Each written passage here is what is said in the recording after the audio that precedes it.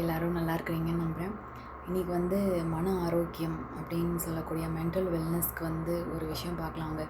அதாவது பார்த்திங்கன்னா, நம்மளோட மனசு ஏதாவது ஒரு விஷயத்த வந்து பிடிச்சிக்கிச்சுன்னு வச்சுக்கோங்களேன்.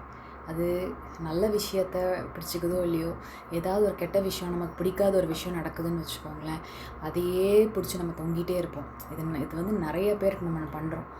இதுக்கு பதிலாக நம்ம என்ன பண்ணலாம் அப்படின்னா, நம்ம அந்த விஷயத்தை எப்படி எடுத்துக்கிறோன்றது தான். அதாவது என்ன சொல்லுவாங்கன்னா, நான் ஒரு விஷயம் நடந்துருச்சு, அதுக்கு வந்து நான் எப்படி ரியாக்ட் பண்ணுறேன், அந்த பெயினை நான் அனுபவிக்கிறது வந்து ஆப்ஷனல். அதை நான் யோசிக்கும் போது அது வந்து எனக்கு வலியை கொடுக்கக்கூடாது. அதிலேருந்து நான் என்ன பாடம் கற்றுக்கிட்டேன்ற மாதிரி எடுத்துக்கணும்.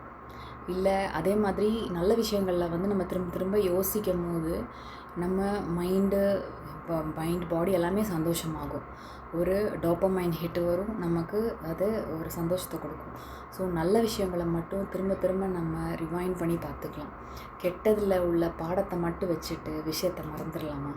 ட்ரை பண்ணி பார்க்கலாங்களா இதை? நன்றிங்க.